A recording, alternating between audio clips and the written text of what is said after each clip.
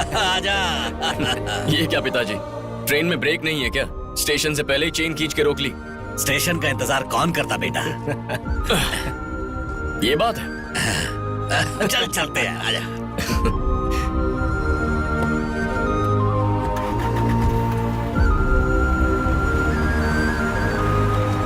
क्यों काका? सब कुछ ठीक तो है ना? इलेक्शन का टाइम चल रहा है, हमें 2 महीने के लिए ढंग से रहना होगा। वैसे बसी रेड्डी की आजकल काफी चल रही है। पार्टी की वजह से बसी रेड्डी पावरफुल हो गया है, लेकिन हम तो पहले से ही हैं। तो शांत रहना।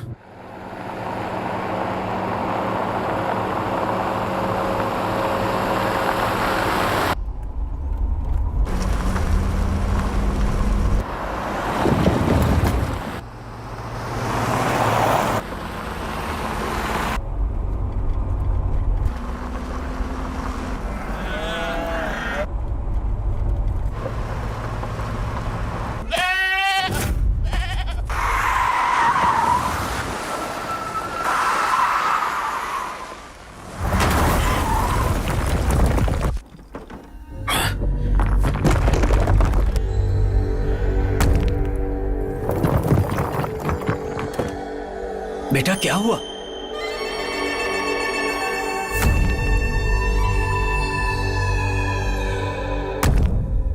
पिताजी नीचे झुक जाइए।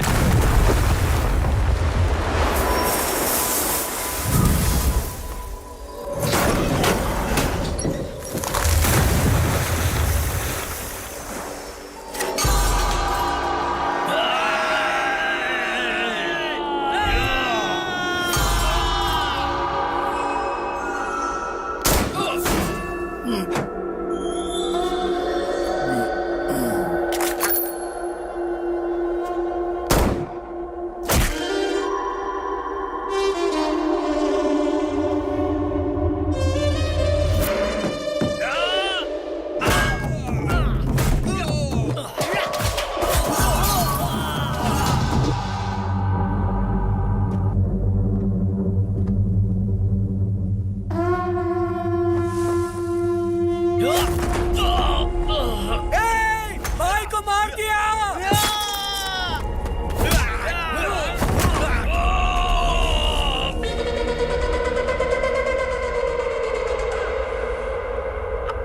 ये जोश किसी जवान खून का लगता है। नारप्पा रेड्डी का बेटा है क्या?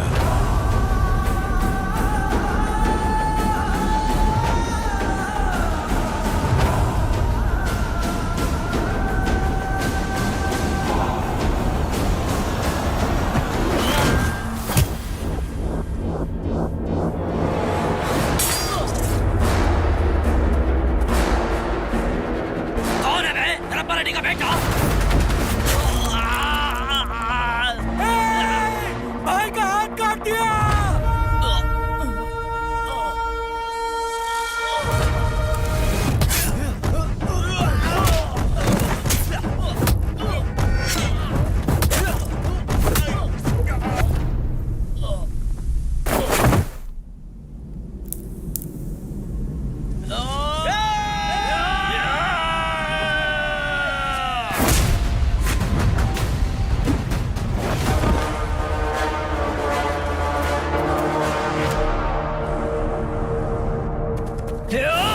कदिरप्पा, क्या हमारे पास और हथियार नहीं है?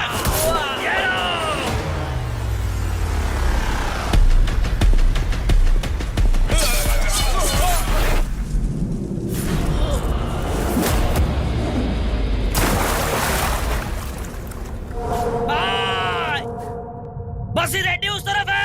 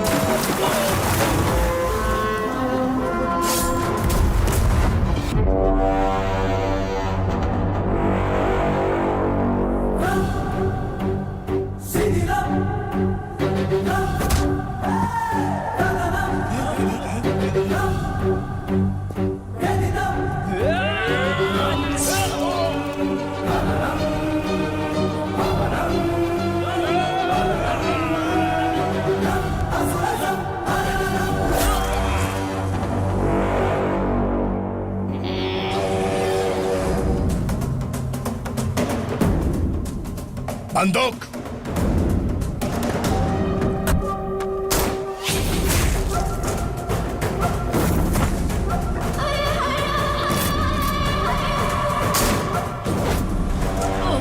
हाँ? गोली ला।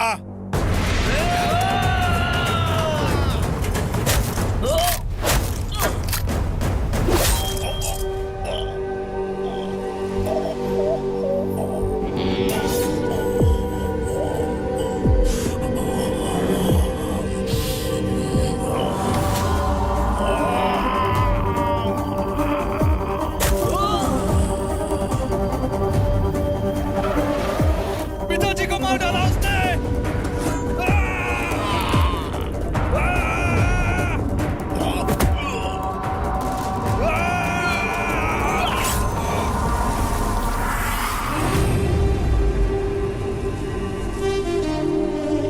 नहीं, पिताजी।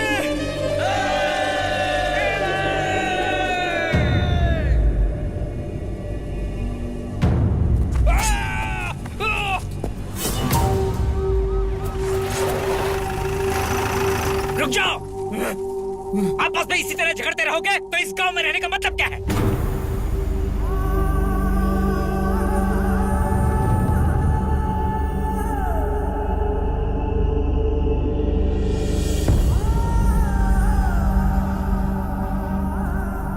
जोश मत खा जोश। शांति से बात करते हैं ना, सब ठीक हो जाएगा। मरने मारने से क्या मिलेगा तुम्हें? अरे रुक, इसको छोड़ूंगा नहीं।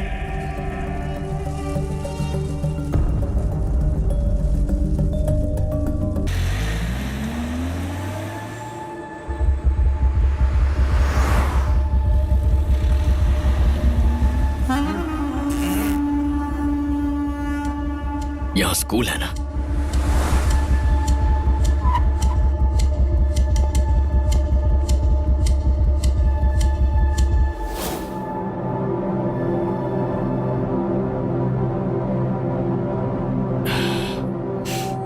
सिक्स सी कहाँ है? फर्स्ट फ्लोर में।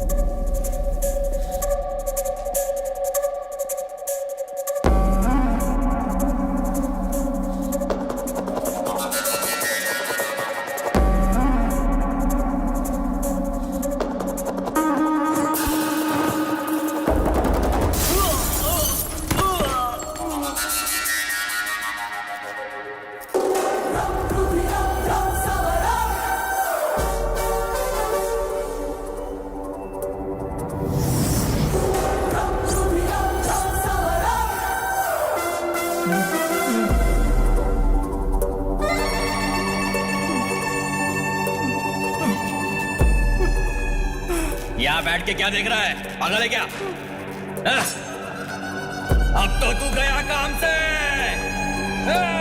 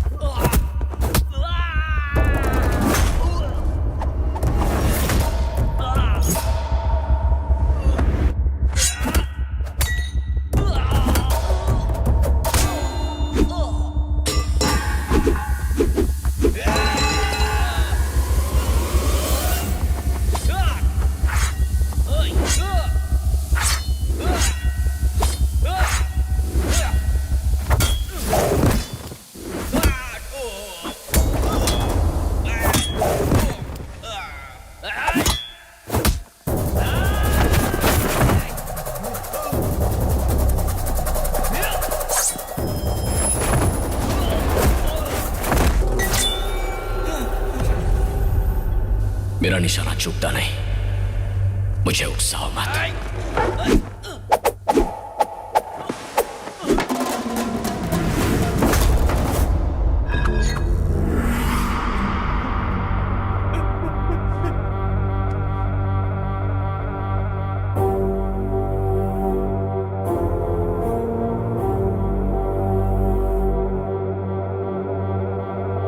मेरी शरण में आ गए तो जिंदा छोड़ दूंगा, तुम्हारा शिकार करना पड़ा तो सर धड़ से अलग होगा।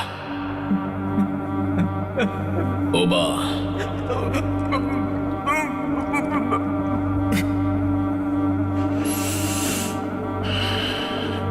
यहां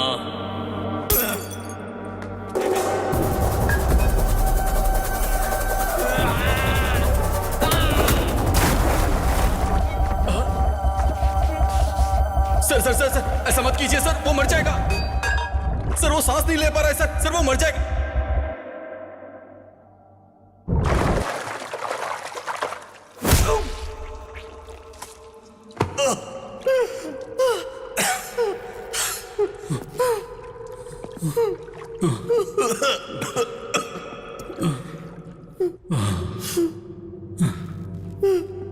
अपने गुस्से को दबाने के लिए मैं यहां तुमसे छिप कर बैठा हूं, पर तुम मुझे गुस्सा दिलाने गांव से शहर आ गए हो।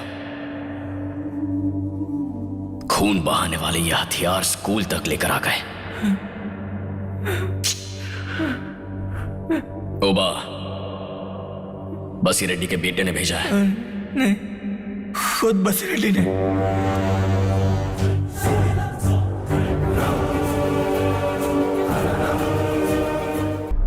पिछले 3 सालों से मैं तुम्हारे राज्य का पॉलिटिकल इंचार्ज हूं। मैंने कितनी बार ट्राई किया कि थोड़ी शांति एस्टेब्लिश हो जाए। तुम्हारे लोग यहाँ मुझसे शेक हैंड करते हैं और वहां जाकर बम फोड़ते हैं। राघव रेड्डी साहब, वायलेंस ये तुम्हारे डीएनए में है, जिसे तुम बदल नहीं सकते। हाँ, बात कर लो ना। Sorry sir.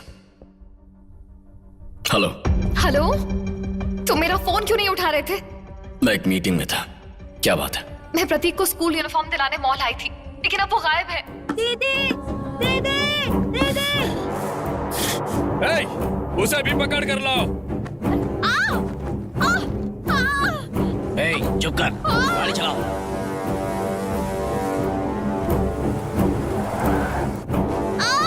चुप रहो वरना मैं तुम्हारा खून कर दूंगा। गाड़ी चलाओ। अरविंदा, हमें शहर से जल्दी निकलना होगा, जल्दी करो। मैं जानता हूं वहां क्या चल रहा है, तुम मुझसे बात मत करो। जो कहता हूं वो सुनो। जिस आदमी ने तुम्हें पकड़ा है उसका एक हाथ नहीं है ना? बसी रेड्डी। हाँ, जाओ ना, सबको मार डालो। यही तो खून में है तुम्हारे। और हम लोग बचे हुए लोगों के साथ पॉलिटिक्स करेंगे, वो हमारी जरूरत है।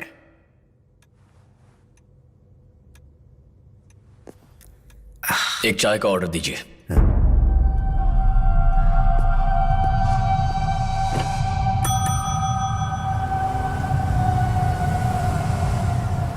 अरविंदा, मेरी बात ध्यान से सुनो। मैं शहर की दूसरी तरफ हूं, तुमसे काफी दूर। तुमसे वादा नहीं कर सकता कि तुम्हें बचाऊंगा, क्योंकि ये झूठ होगा। लेकिन मैं ये भी अच्छी तरह जानता हूं कि तुम खतरे में हो। वो लोग तुम्हें डरा सकते हैं, मार सकते हैं, खून भी कर सकते हैं। और अगर ऐसा हुआ तो मैं अपनी पूरी जिंदगी रोते हुए गुजारूंगा अरविंदा। लेकिन उससे पहले मुझे एक कोशिश करनी है। स्पीकर ऑन करो।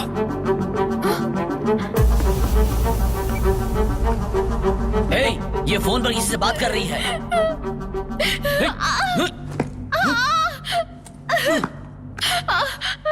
मैं ये तो नहीं जानता कि तुम लोग कौन हो, बस इतना जानता हूं तुम्हें जहन्नुम से भी ढूंढ निकालूंगा। ऐसा करना मेरे लिए कोई बड़ा काम नहीं है। जिस लड़की को तुम लोगों ने उठाया है, मैं उस लड़की से प्यार करता हूं। आज तुम उसके साथ जो चाहो कर सकते हो, लेकिन कल का दिन मेरा होगा। उसके सर का बाल भी बांका हुआ तो उसके बाद जो होगा उसका जिम्मेदार मैं नहीं। अगर तुमने सोचा कि तुम मुझसे बच निकलोगे तो ये भूल होगी। चाहे पाताल में जाकर छुप जाओ, या दुनिया के किसी आखिरी कोने में महानंदी वीरा राघव रेड्डी की तलवार तुम्हें ढूंढ निकालेगी।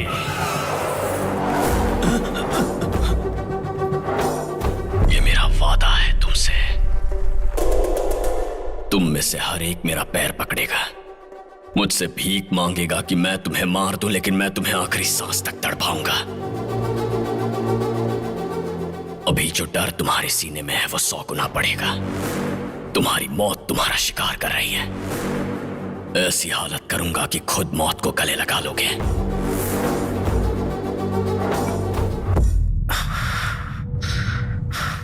मौत की अगर कोई आवाज होती है तो वो ऐसी होती है क्या?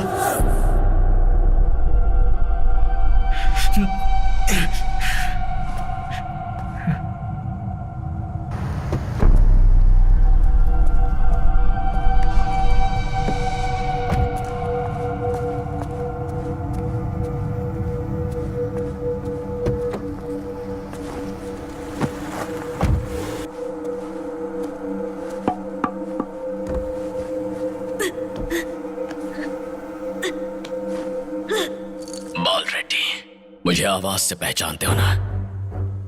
तुम्हारे पास जो बच्चा है उसे मारना चाहते हो तो मार दो, पर तुम्हारे गांव पहुंचने से पहले मैं तुम्हें ढूंढकर खत्म करूंगा।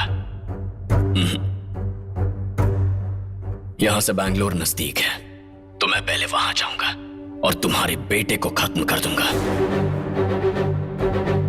अपनी मौत से पहले बेटे की मौत की खबर सुनोगे, लेकिन उसकी मौत का मातम बनाने का मौका नहीं दूंगा। तुम्हारे गांव में घुसकर तुम्हारी मौत का परचम लहराऊंगा।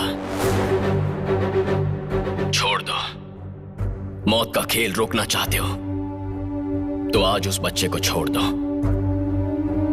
मैं तुम्हें बताऊंगा शांति में जो मजा है वो बदला लेने में नहीं, फैसला तुम्हारे हाथ में है।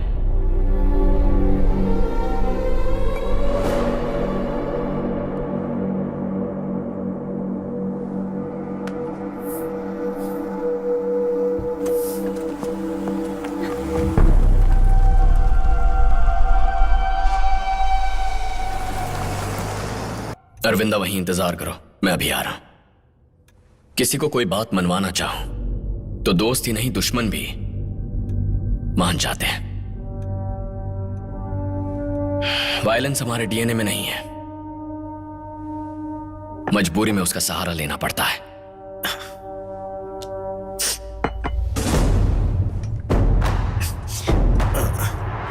सर, अगर 100 फीट नीचे पानी है तो 99 फीट तक खोदकर छोड़ देने में क्या फायदा है?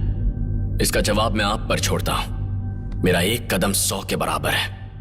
हो सके तो समझ जाइए।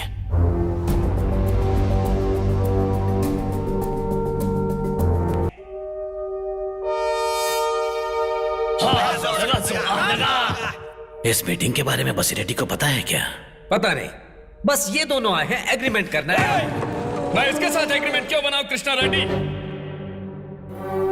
इसने मेरे पिताजी पर हमला किया था, कहा कि मेरे बेटे को मार देगा। रेड्डी, मैं अभी इसको बहुत बुरी मौत मारूंगा, जेल जाऊंगा, और जब मेरे पिताजी मिनिस्टर बनेंगे तो मैं बेल लेकर बाहर आ जाऊंगा। सराबा! जी मालिक। तलवार दे मुझे।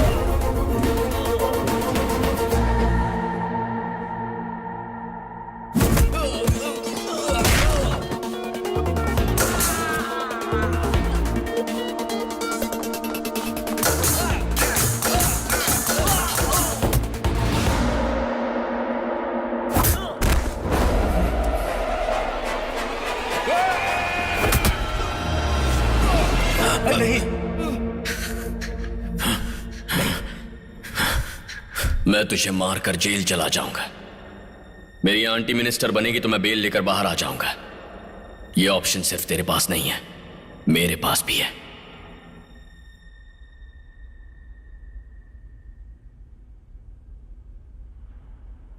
मैं तुझे कहानी सुनाता हूं। एक किसान के पास जमीन थी, पर इतने पैसे नहीं कि किसी को काम पर रख सके। इसीलिए उसकी बीवी को काम पर जाना पड़ा। उसकी 6 साल की बेटी थी जो छोटे बच्चे को संभालती। बच्चा रोने लगा तो लड़की उसे कड़ी धूप में लेकर गई। शायद उसने सोचा इससे बच्चा ठीक हो जाएगा, लेकिन बच्चे को बुखार हो गया। उसी दौरान इलेक्शन की वजह से गांव में दंगा फसाद हुआ। ऐसे में तुम बस कहां ढूंढोगे बाल रेड्डी? सरकारी हॉस्पिटल 10 किलोमीटर दूर है। बच्चा पहुंचा तब तक देर हो गई थी। डॉक्टर भी कुछ नहीं कर पाए।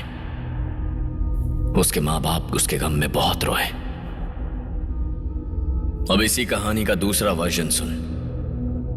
एक किसान के पास थोड़ी जमीन है। जमीन पर बिजली पानी की अच्छी सुविधा है। खुद अपनी जमीन पर काम ना करके वो दूसरे किसानों से काम करवाता है। मां भी घर पर अपने बच्चों का ख्याल रखती है। उनकी बेटी स्कूल जाती है, लेकिन एक दिन वो बीमार पड़ गई। उसे तेज बुखार आ जाता है। इलेक्शन चल रहे हैं लेकिन कोई दंगा फसाद नहीं है। गांव में बसों की अच्छी सुविधा भी है। वो लड़की को तुरंत हॉस्पिटल ले जाते हैं। डॉक्टर बच्ची को सलाइन लगाता है। बच्ची ठीक हो जाती है और फिर अगली ही सुबह बच्ची फिर स्कूल जाती है और मां मुस्कुराती है। पहली कहानी तेरे पिताजी ने लिखी है और दूसरी कहानी मैं लिखने वाला हूं। हमें क्या करना चाहिए बाल रेड्डी? अब तू ही बता। हाँ, जो पिताजी ने किया गलत था।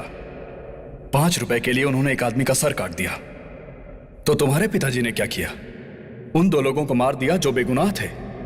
इस पर क्या कहोगे? हमने शुरू किया पर तुम रुके। हमने खून भी किया और उसे कबूल भी किया है। तुमने भी तलवार उठाई। उसे भूल गए क्या? क्यों राघव रेड्डी, क्या हुआ? बोलो ना। हाँ, आई एम सॉरी।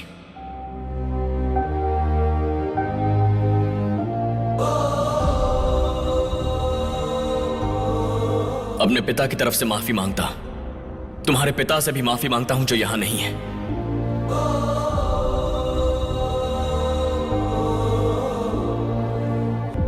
जब फसाद हुआ तब अगर हमारे पिता ने साथ मिलकर बात की होती तो आज गांव की हालत कुछ और ही होती।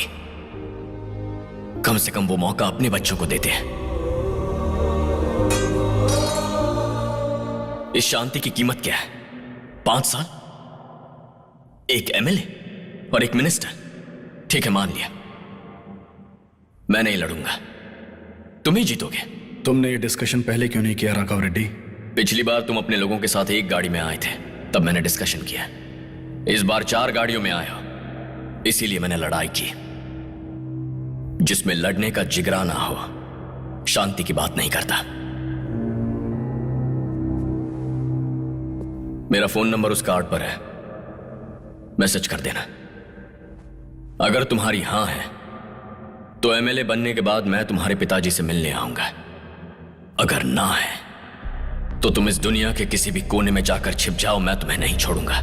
हिमालय के पीछे सिर छुपा लो या कन्याकुमारी से समंदर में डुबकी लगाओ, राजस्थान के रेगिस्तान में छुपो या बंगाल की खाड़ी में छुप जाओ, मैं तुम्हें ढूंढ निकालूंगा और सर धड़ से अलग करूंगा। चलता हूं।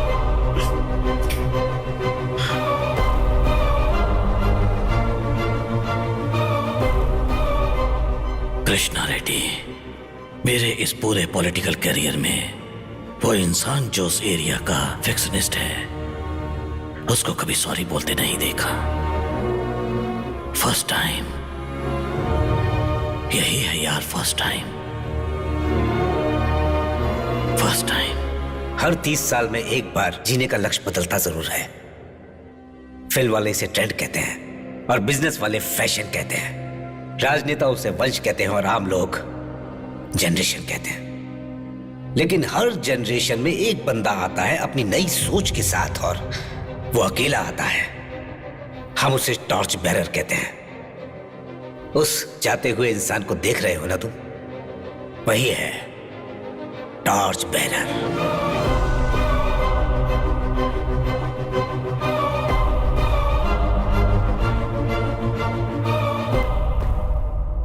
तुम्हारे एरिया के लोग शांति रखेंगे या तलवार उठाएंगे, ये डिसाइड करेगा। गलती से भी कभी इसे ऐरा खैरा मत समझना बाल रेड्डी। गाय मत समझना कि दूध पी लोगे। ये शेर है, तुम्हारा खून पी जाएगा। फैसला तुम्हें करना है।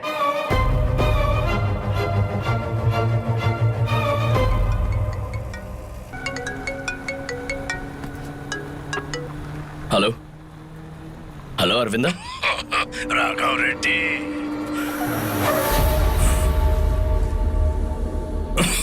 गोमती जा रहा है ना? मेरे बेटे को तू एमएलए बनाएगा? वहां पर तेरा क्या है बे? मैं ये अफवाह फैला दूंगा कि तूने मेरे बेटे को मारा। तेरे गांव वाले तेरे गांव में कोहराम मचा देंगे। गोमती आग की लपटों में गिर जाएगा। तो सच जानना चाहता है? मैंने ही अपने बेटे को मारा। तूने कहा था इन मुसीबतों को रोक सकता है, तू शांति कायम कर सकता है।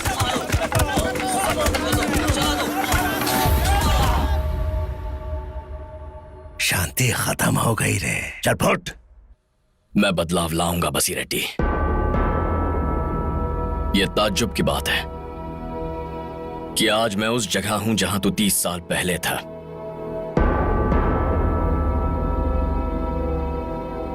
बदलाव की शुरुआत यहीं से होगी। तो ठीक है, तू वहीं रह। मैं भी देखता हूं कैसा बदलाव करता है।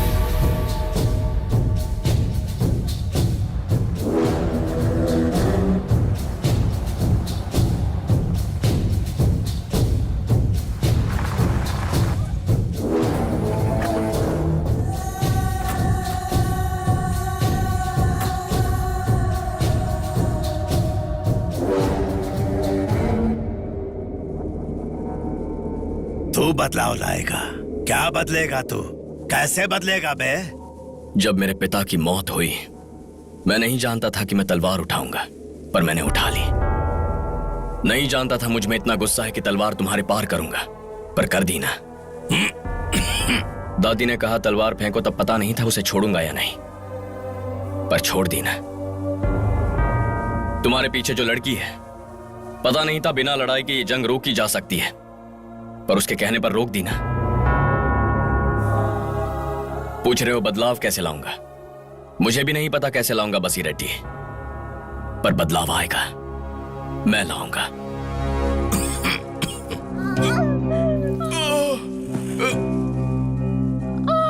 गोमती गवर्नमेंट हॉस्पिटल यहाँ से 2 मील दूर है और 2 लोग घायल हैं। हम सबको खत्म करो और इन्हें ले जाओ। ये सुबदू है जिसका तूने हाथ काटा था, जो तेरी आवाज से डर रहा था, वो मारप्पा। तेरे सामने खड़ा है ये बस्सी रेड्डी। टोटल 3 जाने लेनी है तुझे। मार हमें। लेकिन इस खून के बाद यहाँ से जो जाएगा वो कोई सामान्य राघव रेड्डी नहीं होगा। बस्सी रेड्डी के बेटे को मारने के बाद बस्सी रेड्डी को मारकर जो उसके खिलाफ खड़ा था, वो वीर राघव रेड्डी, जिसके बारे में किसी को पता ही नहीं था। ऐसा एक फैक्शनिस्ट। ये कैसे बदलेगा रेड्डी? मेरी मौत के बाद मेरी 13वीं में जब मेरा श्राद्ध होगा, इस सुबदू का 10 साल का बेटा बदले की भावना लेकर खाना खाएगा, जब तक वो बूढ़ा ना हो जाए, ताकि वो 5 साल बाद बम बना सके। और जब तू सड़क पर अपनी कार से जा रहा होगा, तब ये कार को बम से उड़ाएगा। हाँ?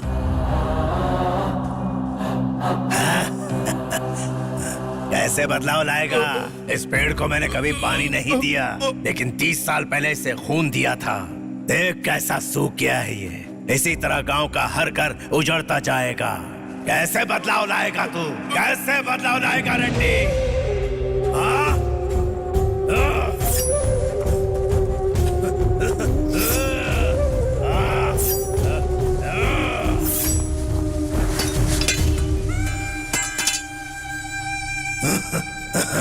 ये धरती भी चाहती है कि तू हथियार उठाए।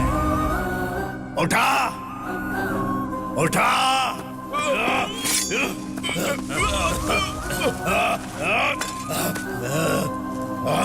राघव, ये पहले जैसा नहीं है। इस बार तुम नजदीक हो, मैं तुम्हारे साथ हूं, और फिर भी मैं चाहती हूं कि तुम हमें मत बचाओ। मुझे सब कुछ पता है तुम्हारे साथ क्या हुआ है, लेकिन अभी जो होने वाला है वो तुम्हें लिखना है राघव। कुछ नया लिखने की कोशिश करो। क्या नहीं कोशिश करूं अभी? ये ऐसा गांव है जहां 2 लोग मर रहे हैं पर कोई उनकी मदद करने के लिए आगे नहीं आ रहा है। क्या नहीं कोशिश करूं मैं? इसके 10 साल के बेटे की जिंदगी को इसी ने लिखा है। बॉम्ब बनाना है, जेल जाना है, बेल लेकर आजादी से जीना है। बॉम्ब बनाते वक्त अगर बॉम्ब उसके हाथ में फट जाता है तो इसी की तरह इसका बेटा भी एक हाथ से अपाहिज होगा। मैं क्या नया लिखूं ऐसे लोगों के लिए? यहां का हर रास्ता आंसुओं से भरा है। हर एक घर में आम के सूखे पत्ते टंग रहे हैं। पूरा गांव दर्द से रोता है और उनकी जिंदगी पर खून से हस्ताक्षर करने वाला ये है। इस पर कुछ नया लिखने के लिए बचा ही कहां है? खून से सींचे इस गांव में बदलाव लाना चाहता था मैं, लेकिन यह कहता है कि उसके लिए तलवार उठाओ। खून से बदलाव कैसे आएगा? मैं तो इसे जानता तक नहीं। मारप्पा नाम है इसका, तो मैं इसे कैसे मार दूं? 2 लोगों को बचाने के लिए 3 लोगों की जान लूं? मैं ये जंग नहीं चाहता। यहां चारों तरफ बस मौत की चीखें हैं। इस पर मैं क्या लिखूंगा अभी? क्या बे मारप्पा, ऐसे खड़े होकर क्या देख रहा है? मैंने उसके पिता को मारा था और वो आज हम सबके लिए अपने आंसू बहा रहा है। ऐसे इंसान के खिलाफ गए तो हमारी जिंदगी नर्क है। उठा।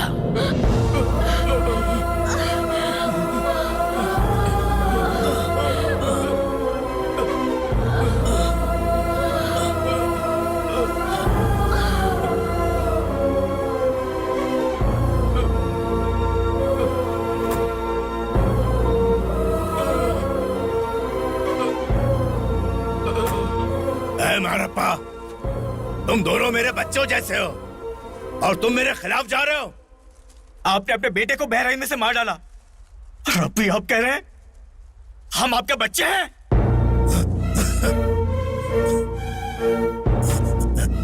सुब्बा,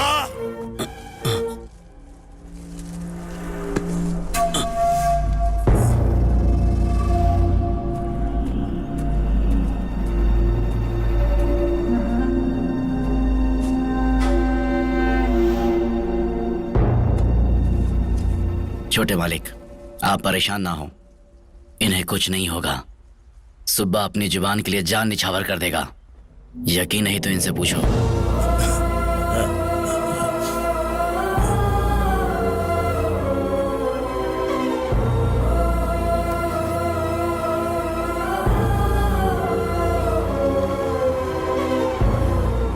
सुब्बा, 30 सालों से तुझे मैंने अपने बच्चे की तरह पाला और आज तू मेरे खिलाफ जा रहा है।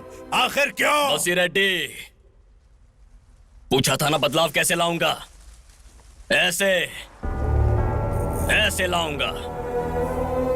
अपनी बातों से मुझे बाल रेड्डी की तरह बदलना चाहता है, लेकिन ना मैं बाल रेड्डी हूँ ना सुबदो हूँ। खून का प्यासा बस्सी रेड्डी हूँ मैं। मुझे कैसे बदलेगा? कैसे?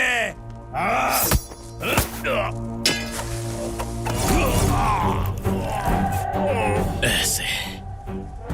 जब तेरे बेटे से मिला तो मुझे उम्मीद थी कि बदलाव की शुरुआत होगी, लेकिन तूने उस उम्मीद को ही मार दिया। आज तेरे ही लोग तुझसे मुंह फेर के कुछ अच्छा कर रहे हैं तो उम्मीद फिर जगी है। अब वो उम्मीद मरने नहीं दूंगा, इसीलिए आज मैं तुझे मार रहा हूं। जब तक तू जिंदा है ये शांति से नहीं रहेंगे, लेकिन तेरा जीना भी जरूरी है और तेरा मरना भी। और इसीलिए मैं तेरी मौत के बारे में इंसान तो क्या किसी परिंदे तक को खबर नहीं होने दूंगा। तूने मेरे पिता को मारा, उसका बदला लेने के लिए तुझे नहीं मार रहा बसी रेड्डी। तूने अपने बेटे को मारा है, इसीलिए मार रहा हूं। तू ऐसे और कई बच्चों को मारेगा, इस डर से तुझे मार रहा हूं।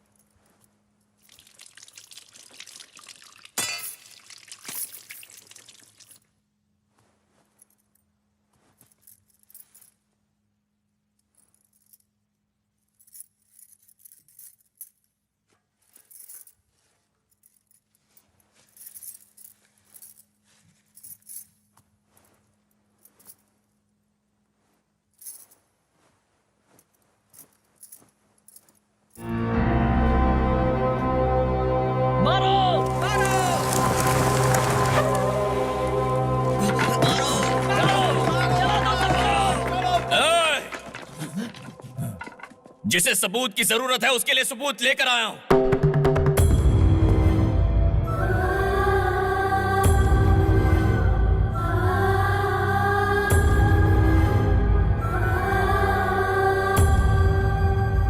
मेरा पति ही अपने बेटे का खून करके भाग गया। यही कंप्लेंट है, लिख लो। आइए माँ जी। कहाँ ले जा रहे हो इन्हें? नॉमिनेशन के लिए। राघव रेड्डी, इमोशंस में ये फैसला मत लो। इन्हें क्या ये सब समझ में आएगा? हाँ। मौका नहीं देंगे तो पता कैसे चलेगा सर? मेरी दादी, इस लड़ाई में उनका पति मर गया, उनका बेटा मर गया। वो भगवान से हमेशा नाराज रहती कि उन्होंने उन्हें इतने गम दिए, लेकिन कभी ये नहीं चाहा कि बसी रेड्डी मर जाए। मेरी मां पति की मौत के बाद दरवाजे पर अकेली बैठकर रोई, लेकिन कभी भी अपने दुश्मन को उन्होंने श्राप नहीं दिया। मेरी आंटी, उन्होंने कहा जिंदगी में कोई अपना बचा ही नहीं है, पर जाकर दुश्मन को मार दो, ऐसा नहीं कहा उन्होंने। और आज ये मां ये कहने आई हैं कि इनके पति ने इनके बेटे को मारा है ताकि ये दंगा फसाद और ना बढ़े। ऐसे महान लोगों से हम अपने आप को कंपेयर नहीं कर सकते। आज आप एक मां की काबिलियत को परख रहे हैं। भूलिए मत, एक मां ने ही आपको दूध पिलाया था। जब ये हमारा घर हमसे बेहतर चलाती हैं, तो ये राज्य चलाना इनके लिए मुश्किल नहीं है। ये यहां की एमएलए हैं। मैं, मेरा खानदान, मेरा पूरा गांव, कोई इनके खिलाफ खड़ा नहीं होगा। कोई है जो खड़ा होगा?